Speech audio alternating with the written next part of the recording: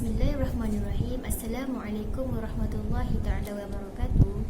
Nama saya Siti Najihah binti Anwar, nombor matrik D201910899290. InsyaAllah hari ini saya akan berkongsi sedikit tentang buku yang saya perolehi hasil daripada pencarian buku-buku dalam talian.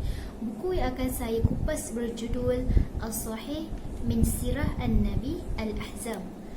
Ianya ialah sebuah buku Arab tentang sejarah Nabi Muhammad sallallahu alaihi wasallam dan sejarah Islam oleh Syed Ja'far Murtada Amili, seorang alim, pakar dalam sejarah Islam dan Syiah dan pengarang sejarah Syiah Hauzah Ilmiah Qom dan Lebanon.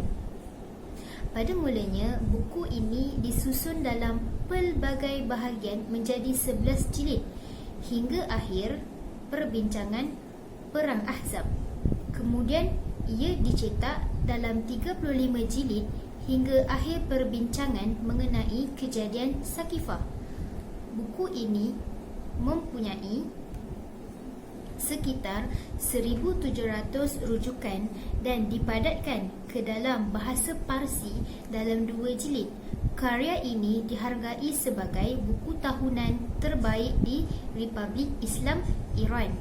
Syed Ja'far Murtada Amili adalah seorang sarjana agama, pakar dalam sejarah dan penulis Islam dan Syiah dan tergolong dalam para sarjana Qom dan Lebanon Ilmiah Hauzah.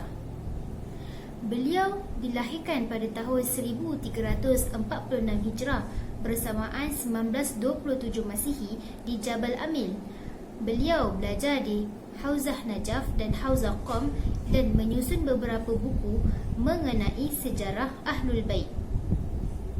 Ahlus Sunnah mempunyai pelbagai jenis buku seperti Subul Al-Huda dan Sirah Ibn Hisham mengenai sirah dan kehidupan Nabi. Tetapi di kalangan Syiah tidak ada karya seperti ini. Buku ini dilihat dari sudut kritis, hadis dan riwayat yang dipetik berkaitan dengan sirah Nabi. Seperti yang ditunjukkan oleh nama buku ini, penulis dalam karya ini berusaha mensterilkan sirah Nabi dari tradisi yang lemah, yakni dhaif. Dengan mengkritik dan meneliti tradisi dari rujukan klasik, dia juga ingin menulis sejarah berdasarkan tradisi yang sahih. Ja'far Murtada Al-Amili dengan pandangan khusus mengenai sirah dan sejarah Nabi dan menggunakan pelbagai sumber dari Syiah dan Ahlus Sunnah, 1,683 buku menyusun semula sirah Nabi. Selain mempunyai corak khas dalam penulisan sejarah, penulis juga mempunyai idea berharga dalam melihat sejumlah peristiwa penting dan fenomena sejarah Islam yang disampaikan kepada pembaca.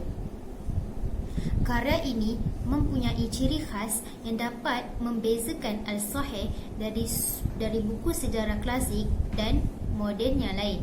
Kaedah yang digunakan oleh penulis adalah dengan mengambil banyak riwayat mengenai satu fenomena atau peristiwa sejarah dari pelbagai rujukan. Kemudian, dengan bersandar pada barometer hadis, dia mengkritik dan meneliti pelbagai aspeknya. Kemudian, dengan mengandalkan Al-Quran yang beliau yakini sebagai buku yang paling sahih, di mana tidak ada kepalsuan, dia berusaha menyusun tradisi dan teks yang sahih dari yang lemah. Dalam kira-kira 500 kes, dia bergantung pada ayat-ayat Al-Quran untuk menentukan perhitungan yang sah. Buku ini merangkumi semua perbincangan yang berkaitan dengan peristiwa yang berlaku pada zaman Mekah dan Madinah secara kronologi. Salah satu ciri karya ini ialah merangkumi semua perincian setiap peristiwa. Namun, buku ini berbeza dengan karya terperinci lain, di mana dia secara kritis meneliti dan menganalisis laporan secara satu persatu. Walaupun penulis dalam beberapa kes menggunakan kepercayaan teologinya dalam menganalisis data sejarah, secara umum dengan memperhatikan pengumpulan sejarah-sejarah Islam dan juga tradisi sejarah, beliau berusaha untuk mengemukakan karya ilmiah dan metodologi.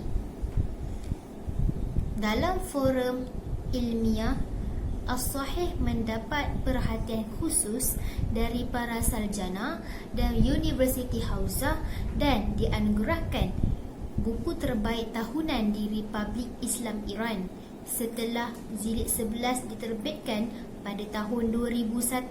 Sebuah persidangan dibentuk untuk menghargai buku dan pengarangnya oleh Institut Penyelidikan Hauzah.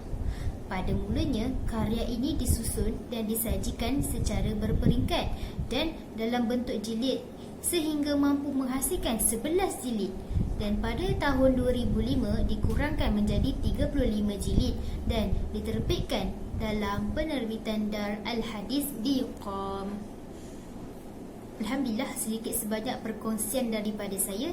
Sekian, terima kasih. Jazakallahu khair.